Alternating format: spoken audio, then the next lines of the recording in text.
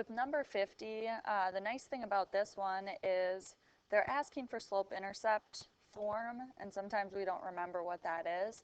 All of these are in slope-intercept form, so if you look at your answers, that kind of clues you in. So slope-intercept form has the slope and the y-intercept, so it's just the y equals mx plus b.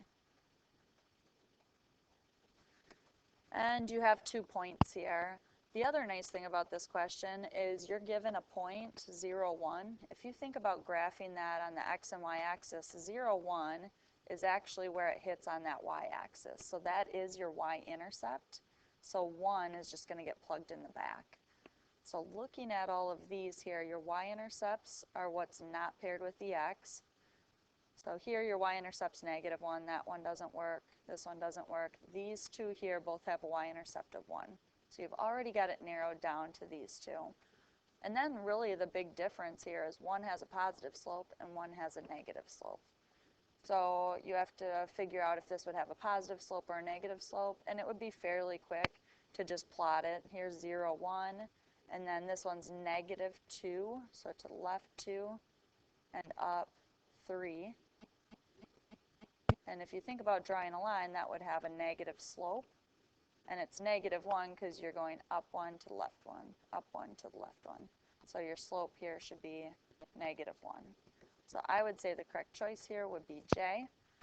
I'm going to also show you how to do this a different way in case these aren't as nice of points. So you start with your y equals mx plus b.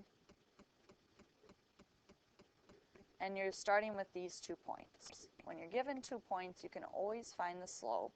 And actually finding the slope here would give you the answer for this question also.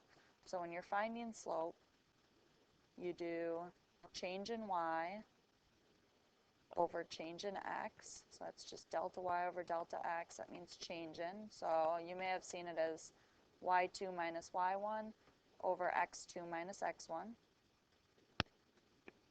So you take your y values and those go on top. So 3 minus 1, or you could do 1 minus 3. Whichever point you start with on top, you have to start with on bottom. So let's say we're starting with this point. You're going to do 1 minus 3 on top. And then on bottom, you have to start with this point and you do 0 minus -2. And when you subtract a negative, that turns positive. So on top, you have 1 minus 3 is -2. And on bottom you have +2. So you get a slope of -1, which we determined here.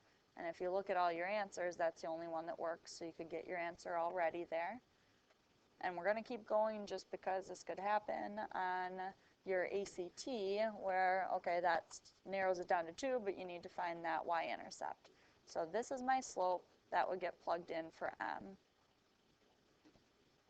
And you're trying to solve for b, so we're going to leave that plus b. Then you pick one of these points, it doesn't matter which one, and you plug it in for the x and y. So let's say we pick this one. This is my x comma y. So we plug 1 in for y, and we plug 0 in for x. So when you do that, this multiplies just to give you 0. And then you would subtract your 0 over to get rid of it, or just treat it as a 0. It's just gone, and you get b equals 1, which again gets you back to that answer.